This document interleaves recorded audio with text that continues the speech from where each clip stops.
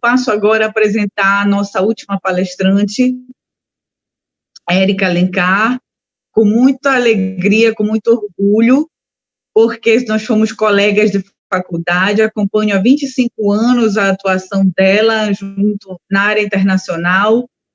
Doutora Érica Alencar, advogada, despachante aduaneira, mestre em Direito, membro da Coordenação Nacional das Relações Brasil-China, da OAB, coordenadora do curso de Direito da Faculdade Cosmopolita. Érica, a palavra está com você. Obrigada, boa tarde a todos. Uma honra, uma alegria enorme estar com o presidente do IBRA-China, a pessoa que conseguiu unir, junto com Sóstenes, o Brasil todo, nessa relação cultural Brasil-China, que não é uma missão fácil, é uma missão que tem aspectos legislativos, tem aspectos comerciais, aspectos empresariais. Então, eu tiro meu chapéu e louvo muito esse trabalho que vocês estão realizando à frente da OAB.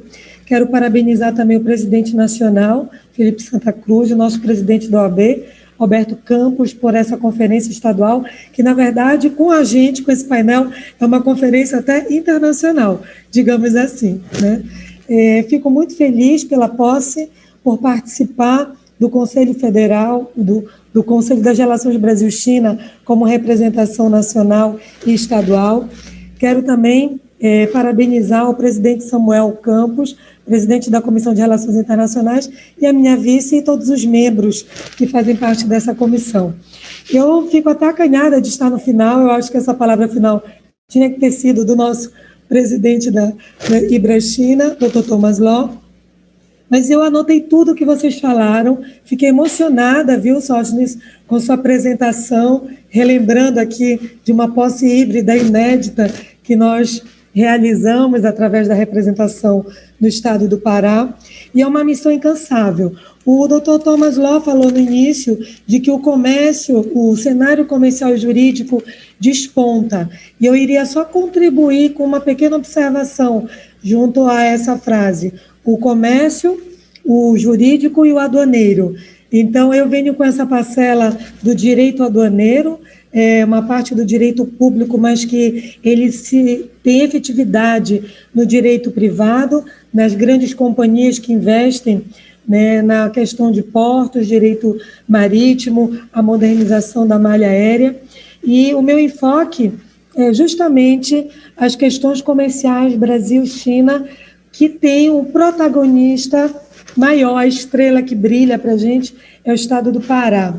E sabemos que os índices, o estado do Pará é o 5º estado de maior número de exportação, muito expressivo dentro da balança comercial do estado do Pará, e o primeiro da região norte e da Amazônia Legal, digamos. E com esses índices da pesquisa Apex Pará, que já é de 2020, eu fiz um traço de uma observação muito importante. O nosso maior player, sem dúvida alguma, de olhos fechados e até dormindo, é a China, e culturalmente e também na área comercial. Eu separei aqui como oportunidade para os advogados que estão acompanhando a live, na questão de protagonismo e as oportunidades para a advocacia, que quando a gente fala de China e fala de exportação no estado do Pará, a gente fala do interior, das cidades que estão dentro desse cenário do minério. Eu falo de Paraupebas, Canaã dos Carajás, Barcarena, Oriximiná, Ulianópolis, Cudenópolis, e praticamente as 10 maiores cidades que operam muito com exportação direta para a China. E eu separei também uma pequena apresentação, relacionei os 10 maiores portos do planeta, simplesmente eles estão na Ásia. E deles aqui, os 7 maiores estão na China. Deixa eu ver se eu consigo compartilhar para mostrar o poder e a potência do que nós estamos falando. Vou ver aqui, share screen, aqui. Creio que eu acho que dá para todo mundo. Eu selecionei aqui os 10 maiores portos. Eu não vou traduzir esses nomes, vou deixar para o Dr. Sóstenes e o Dr. Law falarem todo o nome dos portos. Esse Xangai está mais fácil. O Porto de Xangai simplesmente opera com 37,10 milhões de container em 2016. Eu não consigo alcançar esse número em 2020, mas isso simplesmente é sensacional. Então, aqui, dos 10 maiores portos, 7 estão na China. Vamos andando um pouquinho. Depois, aí aqui uma exceção, Singapura, né? Nós estamos ainda na Ásia, 30,9 milhões de containers, né? Em 2016, o movimento aqui, direito aduaneiro marítimo. Porto de Shenzhen, 24 milhões de containers movimentados. É inédito esse, e é impressionante a capacidade logística, a inovação, como bem colocou o doutor Thomas Law, que o momento é de inovação, o momento é de tecnologia, o momento é fintechs, é das startups, e é do investimento que aqui no estado do Pará, por exemplo, o maior porto que nós temos em movimentação comparado, o Porto de Santos, estamos no 44º lugar. E, continuando, Porto de Ningbo. Aqui, doutor Ló, por favor. Como é que fala o nome desse porto adequadamente? Ningbo. Zhoushan. Ningbo é um porto enorme mesmo, doutora Érica. E ele está no 4º lugar. 4º lugar? Ele está no 4º lugar dos maiores portos do planeta. Ele está no 4º lugar. Simplesmente em 2016 o movimento foi de 21,6 milhões de contêineres. Não acabou. E aqui, Porto de Busan, Coreia do Sul, algumas 2 exceções, porque o resto continuam todos na China. Hong Kong, 19,8 milhões. Isso tudo eu estou buscando dados agora de 2020, porque a última grande estatística que eu consegui foi de 2016. E agora, esse Porto de Guangzhou. Ele é o sul na China. Milhões. E é impressionante que em cada movimento dessa extensão portuária, o desenvolvimento do comércio é extremamente intenso, tanto para o lado do Pacífico como do Oceano Atlântico. Então, como é que nós vamos fechar os olhos onde 7 dos maiores portos do planeta estão na China? Então, o estado do Pará tem essa estrela que brilha com minério, e depois o senhor falou sobre o milho. E eu tenho uma explicação, talvez, para isso. E vou finalizar aqui, não. Essa é a exceção também, né, Emirados Árabes, mas a diferença na quantidade de movimentação de containers, né, de milhões, fica em quase 10 milhões para o primeiro colocado. E o último, que também está na China, o porto de Tianjin. Temos que nos candidatar para esse curso de mandarim. Eu já quero saber essa seleção dos módulos para esse estudo aí. Eu vou optar em língua inglesa, porque eu preciso melhorar bastante nessas questões. Eu fiz 2 menções honrosas ao Porto de Santos, que humildemente aqui tem 3,6 milhões de movimentação de contêineres. Então, a gente saiu do 10º de 14,5 milhões de movimentação de contêineres em 2016 para uma representação de 3,6 milhões. Então, olha como o Brasil está nesse cenário internacional. E para não deixar de falar do Porto de Roterdã, que já configurou como um dos maiores portos do mundo também, 12,4 milhões. Vem logo um pouquinho em 12º lugar. Mas tudo isso eu estou colocando para que a gente tenha uma noção, e às vezes é bom que a gente tenha essa visualização, como o Dr. Sóstenes também fez essa apresentação, para a gente ter uma noção do que significa o mercado chinês.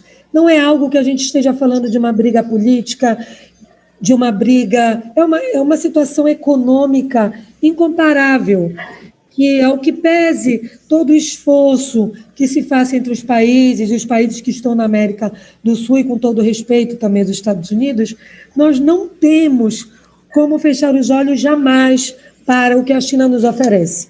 Simplesmente em movimentação, em economia, em capacidade de ser, além de ser o maior comprador né, de produtos paraenses dentro desse cenário brasileiro, ele já é o maior país que configura no avanço tecnológico como uma nova guerra.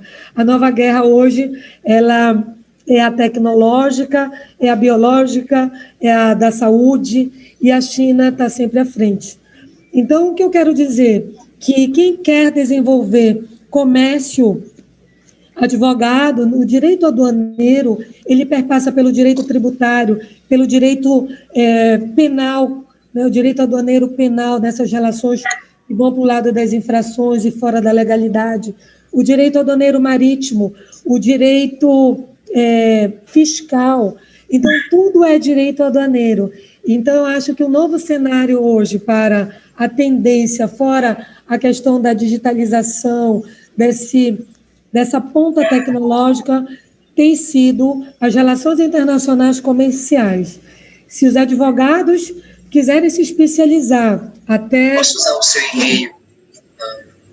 Se especializar e se debruçar quanto a essas questões, eu acho que o direito aduaneiro ele vem junto com a startup, as fintechs, esse avanço tecnológico, dessa tecnologia que está sendo aí a grande briga do novo século.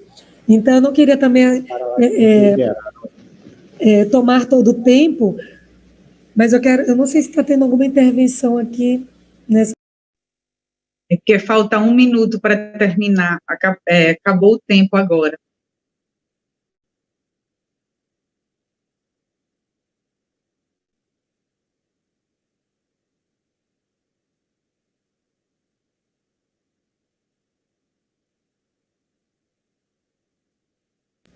Desculpa, Érica, o microfone desligou. Nessas intervenções que apareceram. De grande importância a Comissão de Relações Internacionais e todo esse avanço que vocês conseguiram realizar, integralizando todos os estados. Isso é um feito inédito que eu ainda não tinha visto, presenciado, diante de uma relação que vem pela Ordem dos Advogados do Brasil. Então, contem conosco, o Estado do Pará está preparado e pronto para essas relações culturais e comerciais. Dr. Ló, Dr. Sóstenes. Obrigada.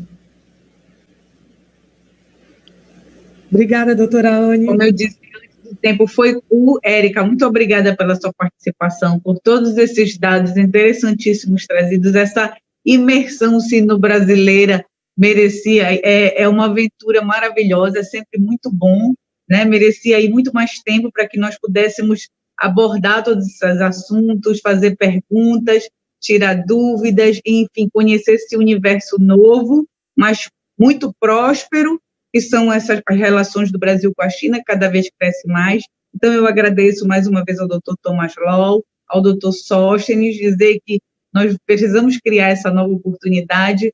Érica, também muito obrigada, é sempre um prazer estar com você, são 25 anos, né, desde a nossa faculdade. Então, muito obrigada a todos que nos assistiram e boa tarde.